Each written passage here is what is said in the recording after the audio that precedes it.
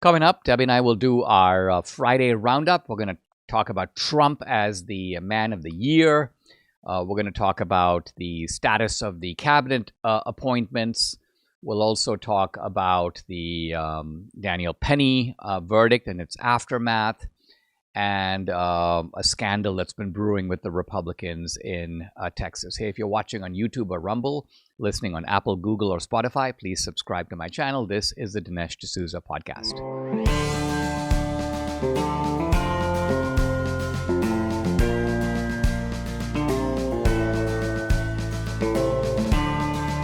America needs this voice. The times are crazy. In a time of confusion, division, and lies, we need a brave voice of reason, understanding, and truth. This is the Dinesh D'Souza podcast. Debbie and I are here for our Friday roundup. Honey, you might notice that I am quite matched against the background today. Dark brown pants. Thank goodness that you're not wearing your yellow pants, because the audience, the listeners and viewers may not know this, but you like to wear the same pair for a while. Just saying. Well, I feel like if I wear a pair of corduroys, they don't need to be washed immediately. And so I'm the kind of the corduroy cop, because you love. Usually I'll wear them until it's almost like you're my check on it, because at some point you'll be like, "Are you going to be wearing those pants again?" And that's my cue to swap them out. Otherwise, it doesn't really occur to me. The funny thing is, when I first met you, I noticed that you had a lot of really colorful clothes, and you love corduroy pants. I noticed you had a lot of corduroy pants, different colors. Mm-hmm. And so obviously those you've given away, but you always seem to replace them. Oh, yeah. No, exactly. Yeah. I'm kind of heavy on the khakis and the corduroys and low on the jeans. Yeah. And I think that I got you to wear a pair of blue jeans, Levi's, at one point, and then you kind of like them. Yeah, I do. I think I have a couple pairs. Mm-hmm. Hey, let's talk about Trump as man of the year. Mm-hmm. I mean, this is you just had to sort of take it in for a moment. Time magazine, man of the year. Now, before that happened, there was on the betting sites like Polymarket, mm-hmm. The betting that Trump would be man of the year, and Trump was leading. Isn't it person of the year, or is it man of the year? Well, I guess maybe it's person of the year. Yeah. Because I think you're getting it confused with sexiest man alive. I don't think that was in the back of my mind. I don't think that was my point of reference, really. I know I've been a contender in the past for this title, but I don't pay much attention to it. But anyway, I was saying on the betting markets, Trump was like 55%, but he wasn't like... Honey, it's actually a bad sign that you think it's inherently laughable that I would even be considered for this position. You're my sexiest man alive, okay? Just saying. Okay, so listen. So on Polymarket, Trump was leading, mm-hmm. but he wasn't like decisively ahead. Wow. Right? Kamala Harris was in the running. Elon Musk was in the running. Mm-hmm. And initially I thought, the bettors are kind of overestimating, because they don't realize how left-wing that people at time are. So it's not a matter of, it's not an objective measure of who has been the most influential figure this year. That would be Trump. But it's a matter of who they will hand out the prize to. It's like predicting the Nobel Prize. Right. It has more to do with the psychology of the Nobel Committee. Like, it's the anniversary of Columbus. Let's give it to a one-legged Native American. That's how they think. So you have to know their psychology. Yeah. So for this reason, I thought but it looks like even Time realized, you kind of have to not only that, but this was the comeback of not just the year, but the century, really. And when you think back to, say, January 6th. I told you the Democrats are like just so angry, because here we are. He's Time Person of the Year, and the Democrats wanted him to be serving time. That's a good way to put it. Not time. If they had their way, and in some ways they're, there's an element to them that is malicious. There's an element that's stupid, but there's also an element that's very smart. Mm-hmm. And the element that's very smart is they realize that Trump is a formidable candidate. if he wasn't a formidable candidate, there would be no reason to try to block him, to lock him up, to do all the lawfare. Yeah. It was all aimed at all based on the recognition that this guy will be pretty tough to beat. Yeah. He has the ability to overcome scandals and mudslinging like no one else. He's got a resilience to him, and he's able to tap into veins of the culture and reach people that Republicans traditionally can't. So I think they knew all these things. Yeah. And you're saying, in a way, this recognition, although, by itself, I don't think it's that big of a deal, but it's symbolic of something very big. It's huge. It's the symbolism is huge, simply because these people wanted to bury him, and now they have him on the cover, Right. It's almost like, oh, okay, we give up. Yeah, these Never Trumpers are so, they're dug in. I saw one of them, this, I think her name is Sarah Longborn or Longwell or something like this. She was in a panel with Kellyanne Conway. And Kellyanne Conway, always kind of sweet and demure.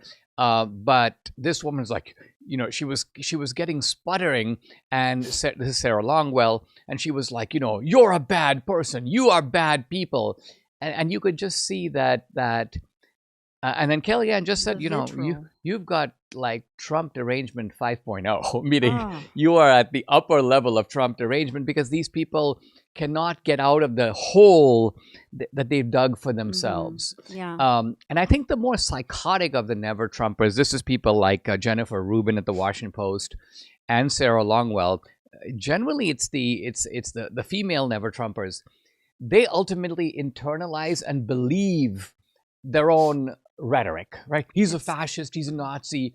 And so, unlike some of the other guys who say those things, like Bill Kristol probably implied those things, but he never believed it. Yeah. He's too, in a way, he's too sophisticated to believe that nonsense. So he played along with it.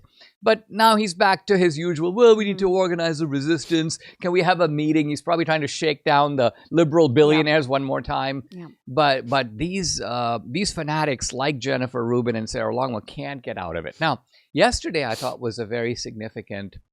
This was Trump at the ringing the bell at the stock exchange, almost like it's a new era. I think I took it that way, like ringing in the new, and you do get the sense that we're heading. That this is like morning in America, very much in the Reagan sense, the sense of relief people felt after Carter, and I think that moment, remember that moment was sort of a baptismal moment for me in American politics. And I haven't seen it since. Yeah, no. Certainly not with George H.W. Bush, whose campaign I worked on. Even when W came in, it was a different mood. We haven't had that feeling of morning in America. Now, the difference, I think, is, well, I guess it was the same in 1980. Just there were a lot of problems that needed to be fixed, and there are now. I mean, they cannot be underestimated. No. Problems of debt, a mess in foreign policy. The Biden people, by the way, did you see they're like giving away federal money hand and foot to like get it out the door before the Trump people come in? I notice I keep getting these things from CVS wanting me to get a COVID vaccine. We were talking about it this morning, and here's my theory about it. They've got millions and millions of unused vaccines. They have stupidly already agreed to buy these from Moderna and Pfizer. So what are they doing? They're paying these drugstores to like get them out, push it out. And so the drugstore is getting money, but not from you. They're getting it from the government. So this is why they're now major evangelists for the vaccine. It has nothing to do with your health. We just got to realize that these institutions do not care about us at all. No, and the also another thing, going back to the stock exchange when Trump was talking, a lot of people are going to say, because he mentioned, listen, if you invest $1 billion or more into the United States of America, we're going to make sure that we don't have any regulations that make you not be able to do business here. We're going to open up these regulations. You're going to come, you're going to do business here because we want you to invest in the United States, right? And so people are probably, oh, yeah, of course, he's only catering to the billionaires. However, he did mention a story about an old lady that went to a supermarket that was bought 3 apples. Went to the cash register to get 3 apples. And when she got there and knew how much they were, she got 1 apple and took it back. And she said that the cashier was heartbroken to see that. To see that she couldn't afford 3 apples. Right. You know? And Trump said, that's not going to happen under my watch. So he's looking out for the little guy. Well, I mean, think about it. If you're a guy who's looking for opportunity in America or looking for a job, the billionaire is really your friend. Because if someone brings $1 billion into this country, by the way, that's $1,000 million. It's a very big amount of money. They really have 2 choices. What can they do? Number one, they can spend it. And if they spend it, what are they going to spend it on? Building a yacht, eating out in fine restaurants, traveling places, creating jobs, by the way, everywhere. Jobs for repair guys, people to serve on the yacht, restaurants, travel, the catering industry. They're going to go get their hair done. They're going to buy new clothes. Yeah. So all of this is good. And charity. Charity. Help people. Yeah. And let's say they don't do that. Let's say they decide, I'm not going to spend all this money. I'm going to save it. Well, where does that money go? Well, the saved money goes into banks. Banks then lend it out to small businesses. So you have... So there's more money in circulation. Absolutely. For sure. Yeah. So for anyone to imply that this is a bad idea, most countries would beg billionaires to come. In America, you don't have to do a whole lot to get them. You just have to say, listen, we're not going to make it hard for you. We're not going to torment you. We're not going to chase you around. We're going to give you the freedom to operate. So I think that was actually great for Trump. And I think look at the way the stock market has been responding. It's great. And look, the stock market is Wall Street. It's not the same thing as Main Street. But the truth of it is, if the economy does well over the next 4 years, it's going to be good for everybody, just like it was in the first Trump term. I think we have the chance to have an even stronger economy the second time around than we did the first time. That's right. Now is the time. Open an IRA in gold with Birch Gold and you get free silver shipped directly to your home. That's right, it's the most wonderful time of the year. The only time of the year that Birch Gold gives away a free 1-ounce silver eagle for every $5,000 purchase. And here's the best part. You don't have to pay a penny out of pocket. Simply convert an existing IRA or 401k into a tax-sheltered IRA in physical gold, and Birch Gold will send you your free silver coins directly to your home. Now, you might be thinking, why do I need to diversify into gold? My guy's headed to DC. Things are good. Well, here's the facts. An administration trying to reverse a $36 trillion national debt in just 4 years. Well, that's like a field mouse trying to stop a freight train. We have a huge amount to pay just as interest on the debt, let alone the principal. Take action now to protect your savings. Text Dinesh to 989898 before December 18th for a free information kit on gold and to claim your eligibility for free silver on qualifying purchases from Birch Gold. Do this before December 18th. Again, text Dinesh to the number 989898 for peace of mind that lasts longer than 4 years. I guess we all have to be a bit realistic about our diets in December. It's got to be the worst month of the year for most of us in terms of eating right. I guess I'm probably inevitably going to find myself stuffing a few treats and meats and dishes into my mouth, leaving very little room for the right stuff. Now, this won't be entirely easy because my diet supervisor, Debbie, will be on my case, but I have my ways. I'm not going to go too crazy, but I do plan to lighten up. However, I will protect my health in this way by taking Balance of Nature every single day. This is fruits and veggies in a capsule. Balance of Nature is made from whole fruit and veggie ingredients, and I won't skip taking those daily supplements. It's the one thing I want to get right because feeling good is important to me, especially in December. So join me in pushing back against the dreaded December diet crash. Get Balance of Nature today, and there's some very good deals to go.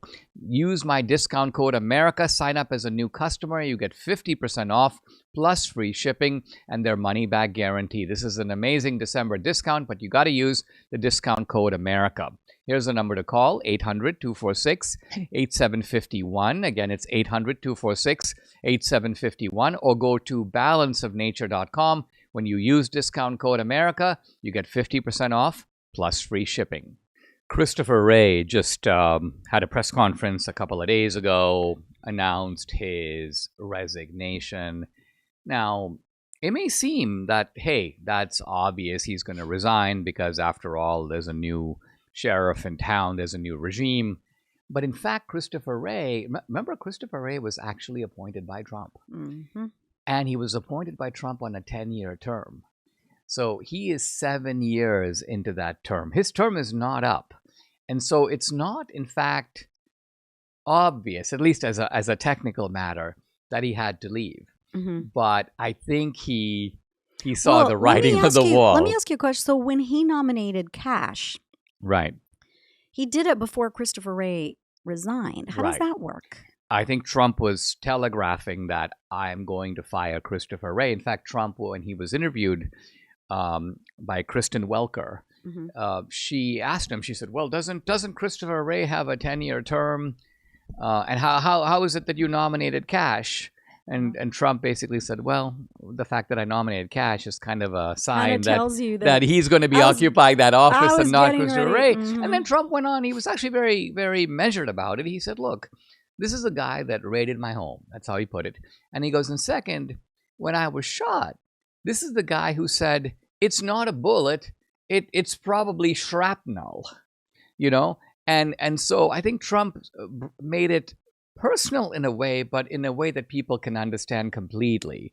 Like, this guy is, you know, he's an apparatchik, and he has been of the Biden-Harris regime. Yeah. Oh, no doubt. Not to mention, who can forget the school board moms that were terrorized by the FBI? I mean, I mean, think about it. Not just the school board moms, but the FACE Act. The FACE Act. Mark Houck, who we featured in January Police State. 6th, the January 6th defendants. that didn't do anything. They went into the Capitol because it was open, and then they came out, did nothing, and they got raided, like in the middle of the night. Well, this whole business of the FBI raid, particularly, you know, again, if you're going after some guy who's a mafia guy, and you say, all right, there could be, you know, capos all over, and, you know, heavily armed guards, so that's why we do this at 6 a.m. in the morning. Well, this rule book doesn't apply if you're talking about some family guy or some grandmother of 65 who was in the Capitol for 10 minutes. Yeah. The idea that you have a rule book and you have to blindly follow the rule book, I mean, you have to blame the whole senior leadership structure of the FBI. And I think these people need to be severely punished. I mean, so, you know, the way I put it, when I tweeted this out, I said, look, you know, the rats are leaving the ship, but guess what? We're not going to be leaving the rats alone. The rats are not going to get very far because the new people coming on the ship know about the rats, and they have some pretty nasty plans for the rats. And so I would like to see these people raided. I'd like to see Christopher Wray raided in the middle of the morning, early in the morning. Knock him out of sleep. You know, pull his wife out of the house in handcuffs. Drag her down the steps. See how he likes it. No, I mean, with the FBI, what the senior level FBI did is unforgivable. I mean, they just turned this country into a police state, and it has to, you know, and we know, you know, from the film, but also we know from when you relay these experiences, and I think a lot of the January 6 people have had this problem, is that it is a little difficult to communicate these experiences to other people because they can't believe it. They can't believe They're it. like, well, that doesn't happen in America. It brings me back to Joseph Bolanos. I mean, he was like literally. He didn't do anything. He didn't do anything. Anyway, I get emotional. I mean, the lack of conscience, the sheer thuggery, the fact that they didn't even send him a letter afterwards saying we're extremely sorry. None of that. This is how these people are. They're faceless. The term police state was a perfect description. Deep state doesn't even do it justice. Deep state is, the word deep is a very poor adjective for what we're describing. Yeah, no. And frankly, these people aren't that deep, nor are they hidden. A lot of their activities are out in the open. They kind of came out of the deep. Well, yeah, they came out, right, or the swamp, or however you want to put it. So let's just hope for the worst for this guy, Christopher Wray. Mm-hmm. And I think Cash has a big task ahead of him, because the good thing is I think Cash is an inside man, by which I mean he worked for Devin Nunes. He was a key figure in the whole Russia collusion stuff. I think he knows how these agencies interact with each other. And that's important to know. It's also important to know that the problems at the FBI aren't on, quote, the 7th floor where the senior management is. Well, you did an excellent interview with him for Police State. I mean, that's available. People can watch that, you know. Right. So it was a really, really eye-opening what he said. So, and at this point, it looks like that the Trump cabinet positions are looking pretty good, I think. Yeah. In fact, all of them. I wouldn't say there's a single one that we would say right now is in real trouble. Okay. There's been some reports, Tulsi Gabbard's meetings haven't been going that well. But every time I've seen one of the senators comment, even if they're non-committal, they're not against her. And the left's rhetoric here is so preposterous that this military veteran, this person who is allergic to foreign wars, partly because she's been there and she's seen the blood on the ground, that she's somehow, a buddy of Assad or in the pocket of Putin. I mean, this is so outrageous. It's not going to fly. It's going to go nowhere. I mean, the intelligence agencies love to plant this kind of, everyone who's against them is some kind of I'm surprised they haven't said that about you. They probably think it, and they probably think it. But my point is, I mean, I'm outside the government, so it doesn't no good to imply this, and it doesn't. Who cares, really? I mean, one of the benefits that we have working, for ourselves is that, if they send us a letter, obviously, a complaint, it comes to you and me, and we basically read it and we tear it up and we throw it out, and it's like, comment noted. Sometimes I keep them just to read them. Yeah, that's right. Get freaked out. But anyway. All right. So let's move on to talk about these two big cases in New York. One, of course, being Daniel Penny, and the other being Luigi, is it Mangione? The alleged shooter of the United Healthcare CEO, Brian Thompson. Do you want to start with, which one do you want to start with? Well, you remember we talked about Daniel Penny last week, and I said, it to me, he's a hero, no doubt. And the jury saw it. They saw that he was a hero. But I would not. I mean, evidently, even the guy in the mask. Someone posted, this guy in the jury's double masked. He's like, definitely a vote for convicting Penny, but he wasn't in the end. No. And so they all voted. Yeah. They all voted to acquit. You need every vote to be acquitted. Yes. I saw Penny say something that you didn't let me finish my thought. Oh no, go ahead. So I just said I would not do it. He's a hero, but I would not do it in a blue city where prosecutors think that the criminals are the victims. I would never do it in a city like that. Not just the prosecutors, but they get enough, support from the community that it's a very scary jury pool. I would never do it. Never. I would walk away. So we should identify the progressive inversion, as I call it. What is the progressive inversion? If you look at this scenario with Penny is the hero. And Jordan Neely, is the bad guy. He's the criminal. He's the one terrorizing these people in the subway. He's the guy with the rap sheet. So the progressive move here is to swap the two. Daniel Penny becomes the alleged criminal. Let's prosecute him. And Neely becomes the hero. And there was an effort, at least briefly, to try to elevate Neely to George Floyd status.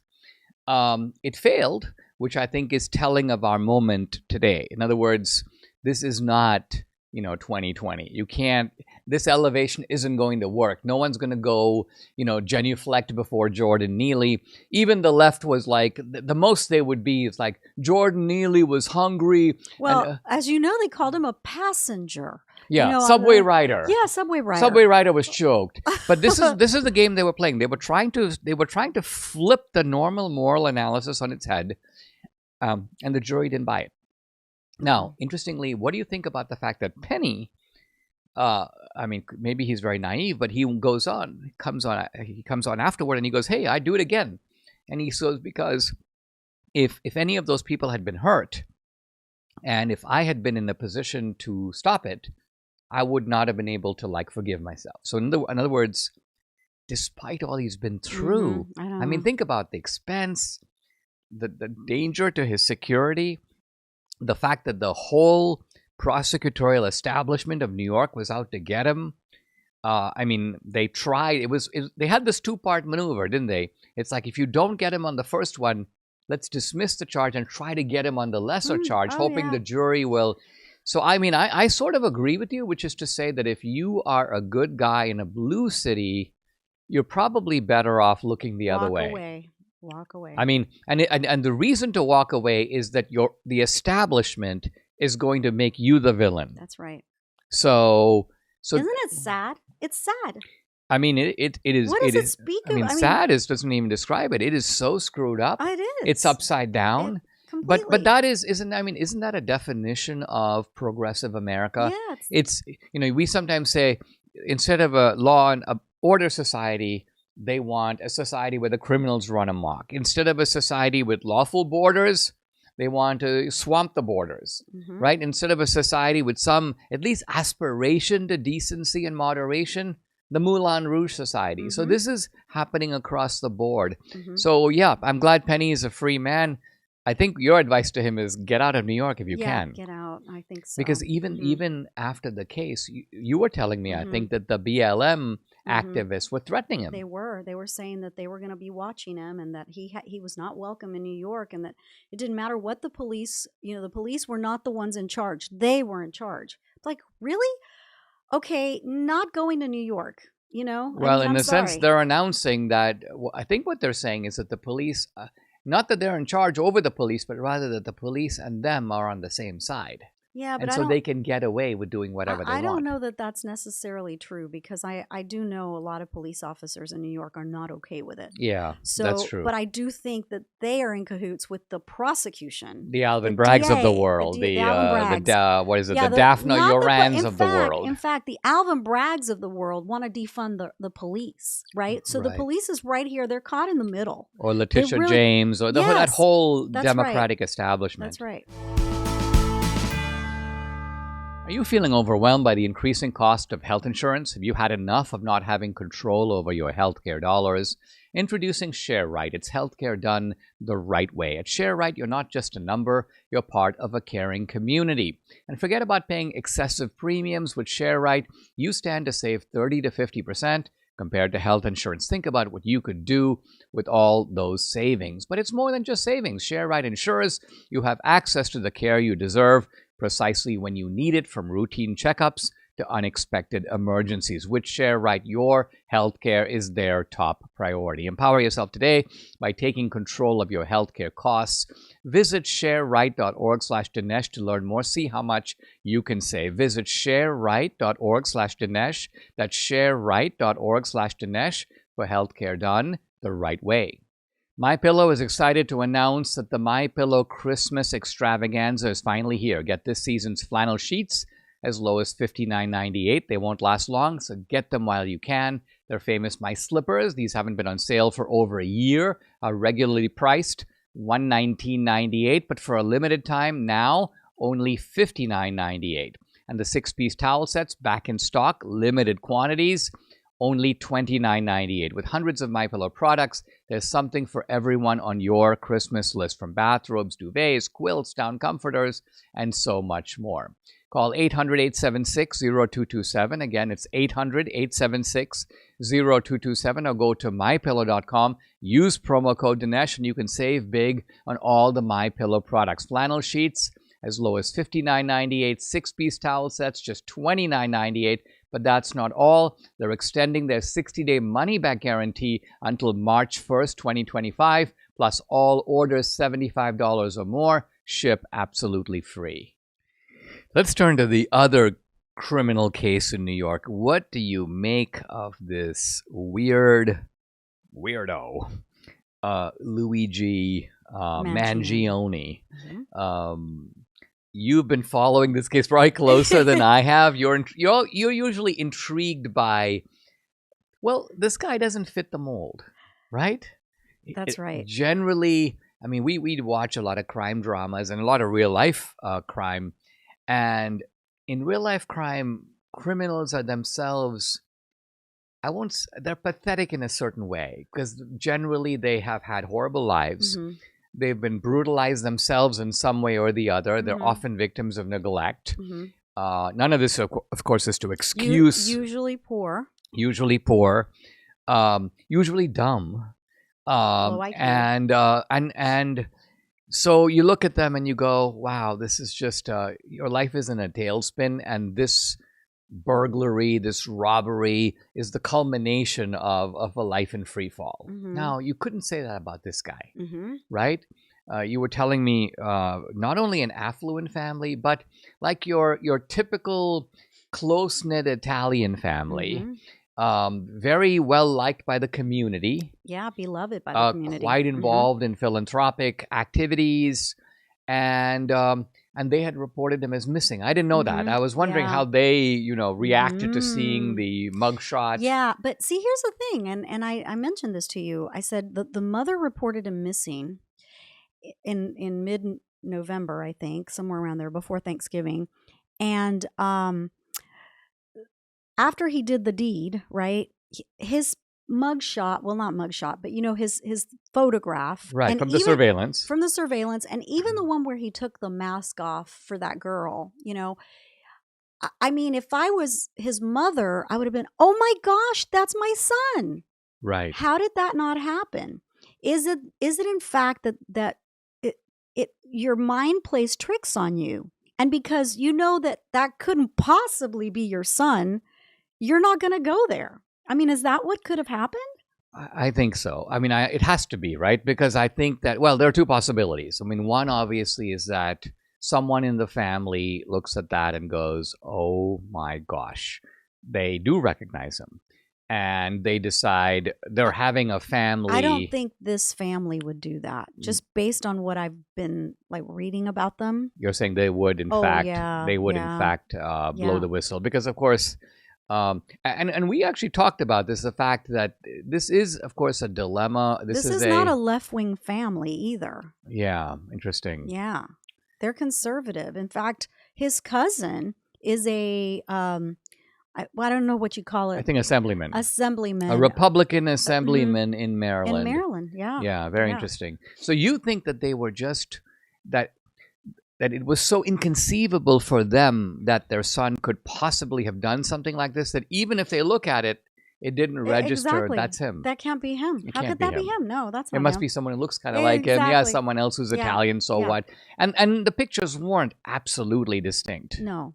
Now, what do you think? Yeah. I mean, we haven't, to this moment, even though there are a lot of different angles about this, and I've read the 2-page manifesto which clearly, I mean, the 2-page manifesto is the kind of thing that you would get at any liberal college. He even mentions Michael Moore. Well, that, and also he talks about something like, well, he's basically talking about healthcare costs and the United States rankings, like something like 42nd in the world, even though we spend all this money on healthcare. But, as to my point, and I think I mentioned this to you before, is how is that going to solve that problem? Like killing the CEO of United Healthcare, how is that going to bring costs down? How is that going to do anything? I think the way he thinks about it, at least if that is a key motive, which I think it is he thinks of it like this. He thinks that these greedy, rich CEOs have bought their way into power. Mm-hmm. They are leeching off of sick people in America, and they have gamed the system so effectively that you're not going to change it. So the only revolutionary act in that situation, similar to like if you live under the czars, right? Mm-hmm. You're not going to change the czarist system. You have to, and in fact, prior to the Bolsheviks, there were these Dostoevskian characters who were like anarchists, and they would shoot a policeman over here. They would like kidnap a tax collector over there. I think this guy's motives are like that. Well, they must be like that because number one, that the issue was not costs for him because his family's very wealthy. Right. So he had the money. Right. So it didn't affect him personally. Right. So it's just a little nutty, but this is what, in my opinion, happens when you have a kid that is probably, and he was valedictorian of his high school class, so he was probably very well read and probably a good kid with a good foundation. But I think what happens is a lot of times, unfortunately, they go to these liberal arts, they go to these schools where the ideology of the professors change them somehow. And then all of a sudden, he has this white guilt or this rich guilt, like, oh my goodness, I came from money, but I really shouldn't have come from money. This really shouldn't be, me. Either that or I think there's another spin-off of the same phenomenon, and that is the wealthy kid who believes it is their responsibility to act. You've seen Les Miserables, right? Who are the young men, the angry young men in that play? Yeah. They were all rich, all from rich families. That's right? And they all saw themselves, it's our job to take on the cause and be revolutionaries, and if we're killed, nevertheless, in other words, we have the resources to be able to rise above our circumstances. And all the poor people, remember the rich people in that play, in that musical, they're like, the poor will join us. And the poor never show up. Yeah, no. Because the poor people are like, no, that's very dangerous. They're a little smarter than the rich right. people. They're like, you know what? We don't really want to get shot. Yeah. And we kind of know what the cops and the authorities can do to us. So this guy lives in a world where he's rarely been told no. He's been able to get away with it and do whatever he wants. Well, I don't think he's going to get away with this one. No, it's not looking good. I mean, they found ballistics. The casings match the casings that he had, or the ballistics. You mean he picked up the casings? Well, they had the casings, right? Yeah. They had the writing on them and everything. Oh, that's right. They match the gun, I guess. Oh, right. Or whatever. Which they found, I don't know. Yeah. Technical, but anyway. So they match. His fingerprints also match. And I think they're waiting for the DNA. But I don't think it's looking good for Mr. Mangione. Yeah, which means his defense is going to have to be something quite. First of all, he can't claim insanity. He's not insane. Yeah. And he's going to have to do. This is what made me do it. Yeah. And I don't think there's any good reason or any good excuse that's going to work. Let's turn to a different topic, and that is here in Texas. We have a somewhat of a scandal, I think, brewing.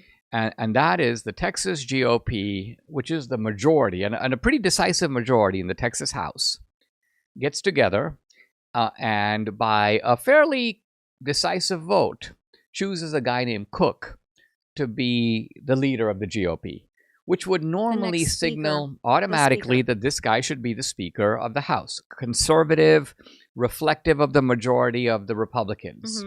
However, a guy named Dustin Burrows, liberal Republican, comes up with a ruse that he didn't invent. It was in fact invented by Dade Phelan before him and others before that. And that is, it doesn't matter if I am the loser of the Republican caucus, because since I am on the liberal side, a liberal Republican, what if I can get all the Democrats to vote for me? Then all the Democrats plus, let's say, 25% of the Republicans becomes a de facto majority. Now, this is horrific, right? Because think about it. It is. It means that the Democrats will have effective control of the Texas House because they always have. This is the problem. This is what we've been saying all along. Is in Texas that even though we are red in Texas, the state house is run by Democrats, and it has been for years, decades, because of this problem. So if this is the case, I think, and there's by the way, for the first time, I believe, a fairly serious blowback against this. Donald Trump Jr. has weighed in. Obviously, I've weighed in. Dan Patrick, the lieutenant governor, has weighed in. And finally, Greg Abbott. Greg Abbott, I think, as we know, is more cautious. And I think Greg Abbott's point is I have to work with the legislature no matter who it is. But it's worth noting. Someone pointed this out. In fact, I think it might have been our friend Michael Berry, the radio host in Texas. He made the point. He goes, Ron DeSantis would never tolerate a liberal Republican making a deal with the Democrats to effectively control the Florida legislature. I mean, DeSantis would weigh in so heavily, punish the Republicans who voted with the Democrats. But this is what the Attorney General did. This is what he did. Didn't he campaign? Well, so Paxton. It's almost like Paxton knocked out a bunch of the so-called rhinos, but there still are a bunch of rhinos left, and enough where if you add them to the Democrats, you get a de facto majority. So I think it's imperative that essentially all the conservative forces, some of them national, but certainly throughout Texas, weigh in, the grassroots, the money people, basically saying that any Republican who votes with these Democrats is going to be ruthlessly targeted, primaried, and ousted. Yeah. Because it simply is unacceptable to have a red state, not even a purple state, with a democratically controlled House that does not reflect the electoral will of the state. Yeah, it's really crazy. But they also need to change that system as well. Because if you are... think about it. In Congress, in the U.S. Congress, we get the Speaker of the House. Who does he represent? He represents the majority, which is Republican, even though by 5. Right. He's still... It should be the same in Texas. It should be, if we have a majority, the Democrats don't get a say. Sorry. They can serve on committees. They just don't get to head the committees. Yeah, exactly. We thought we'd close on I won't say a lighter note, but maybe a little more personal note and reflect a little bit on the 2-part conversation that I had earlier this week, yesterday and the day before, with Dr. James Tour, a world-renowned chemist, but also a computer scientist, and what did you think of that conversation? I was a little bit, because I had listened to a lecture he had given, and it was quite technical, because he had charts on the board, he was describing chemical transactions, he was using a fair amount of technical vocabulary, and I thought to myself, I don't know how this is going to, translate on the podcast. It's going to be my job to try to keep the conversation, not to dumb it down, but nevertheless to keep it understandable all the way through and at a level that the ordinary person can grasp. Yeah. Well, first of all, you have to be uber brilliant to take one of his courses, because, I can't imagine taking organic chemistry, because it's a very in fact, a very small percentage of people can make that class work for them. Yeah, I noticed even at Dartmouth there were people who would take organic chemistry and give up a week or two and then just go, it's too hard for me. I was going to go to med school. I'm just not going to go to med school. I guess I'm going to be a lawyer. And but what I like about him is he's very animated. He also looks at practical application, which really, think about it. If you go into a class, you go to the lab, you do dissections, you do chemical transactions, but at some level you may ask yourself, well, how does this play in the real world? Yeah. And this guy is very involved in the real world. Yes. Well, really my favorite part of the 2-part was every time he would talk about Jesus. He would get so emotional. And he would just light up. And I was like, you know what? You can have all these accolades and be super smart and everything else, but that is the only thing that's important. That is the most important thing. And he knows it and he feels it. And the other thing is, he, even as a professor and a scientist, and let's remember, this guy is not at Liberty University, he's not at Hillsdale, he's at a mainstream, generally left-leaning institution. So it's not common to have an academic of his stature say it and be so upfront and so candid.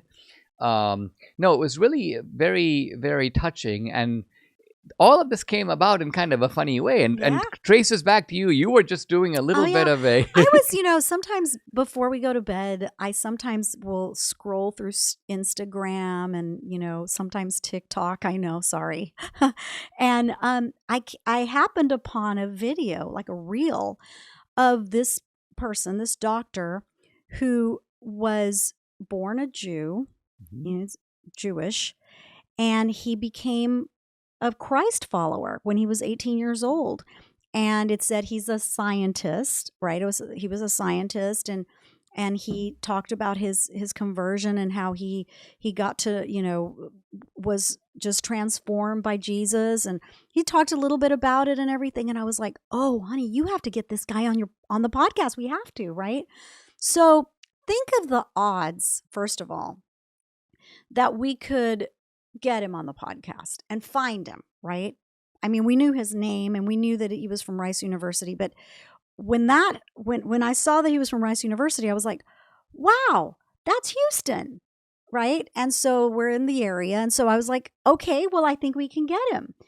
And so Luke, who does our scheduling, found him. Yeah. And the other hurdle was going to be, well, will he want to come on the podcast? Because Right. sometimes these professors just don't Play want it to do that. cautious, so they don't. Yeah. So then he comes on the podcast, and he's not political at all. No. So the story was not about, we weren't going to talk about politics, but so what I guess what I'm getting at is that we've since become friends, and it's just so funny how that one little Instagram reel, did this. It's Interestingly, we had dinner with Professor Tour and his wife, and his wife is she from Pakistan. She's from Pakistan, and apparently a very good cook of Indian food, I hear. Yes. So we had a lovely dinner, and that's when we got the idea of having him come in studio.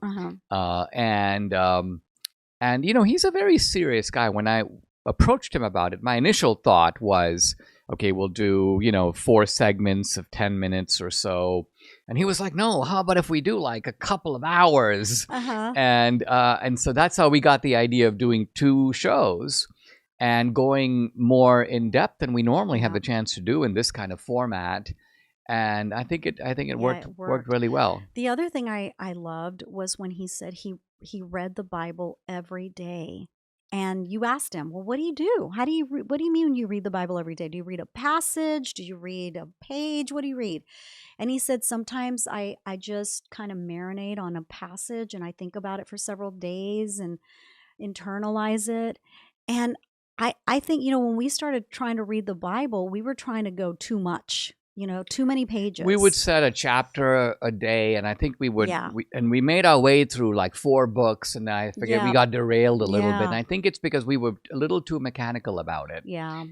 His approach is better because you don't feel, sometimes you may just cover a single statement. And he also says he lets the Holy Spirit kind of drive him. Yeah. And so it's such a cool thing to witness and to have in somebody like him, because when you're a scientist, a very an extremely good scientist and very credible in that department, it's so refreshing to know that his heart belongs to Jesus, that he is a believer, and that drives him most of all. And I just love hearing that. Well, he's also taken the brave step of taking on a critically important field, which is the origin of life. It's a case where, in order to make the argument that science, at least in theory, is capable of explaining everything, and we don't need a transcendental or supernatural explanation. What the scientists generally do is, when they don't know something, they pretend to know it, or they pretend that it's coming, or they act like we've made significant progress, or they congratulate themselves and say things like, at least we're candid about our own ignorance, and we have the open-mindedness that you don't find. And so there are all these different rhetorical moves. And what this guy does is, without going beyond the facts, he just punctures their delusions. And so I've seen some exchanges with him and very prominent world-famous scientists, but he always gets them because they imply something, and he goes, all right, if it happened that way, show it to me. Like, show me the chemical basis of going from here to here. And then you suddenly realize they can't. That they immediately back off and come up with another generality, or they switch the argument altogether. So this kind of surgical strikes that he does is not a direct, it's not a direct apologetics, but it does work in that direction. It's a deflator of pretension. Very valuable for that. And remember, this is above and beyond his academic work, which he continues to do. He's unbelievably productive. Inventing things left and right, has all these companies, and I don't even know how he does it. And then he reads 2 of your books that are very, very dense. Well, particularly what's so great about Christianity is a very good gateway into my apologetics work. But then Life After Death, I have to admit, is a demanding book, and I had to work hard to, in areas like astronomy and cosmology, in physics, in modern biology, and neuroscience. All of that is in the book, so it's a dense book. But of course, it's going to be material that he's familiar with. He's a scientist himself. So I suspect those are the 2 he's sort of mastered, if you will. Yeah. And I was a little bit, because I mean, this is a guy certainly in the area of chemistry, but is a true pioneer in his field. And so I was a little tentative about, I say this about evolution. I say this is what we don't know. And I didn't know what he would say. I thought it was interesting when we had that little discussion about consciousness, where he was saying that the features of consciousness might even be found in a computer. We were talking about this morning, and it's kind of, I've been turning that over in my head, and I thought to myself, well, here's what I would say if I could make a further point, to him if he was sitting right here, and that is, look, if a cat walks into a room, the cat looks around, and the cat takes in the situation. If the cat sees a dog, the cat may back off, right? The cat has an awareness of the room, of what's going on, and of itself. I'm not saying the cat in a certain obvious sense knows that it's a cat. It doesn't use language in that way, but it's aware of itself. It has that inner sense of being in a world. Now, a computer doesn't. That is, a computer may be running. A computer is, you put in inputs and all kinds of churnings may go on, and then you have outputs, but the computer doesn't, quote, know anything.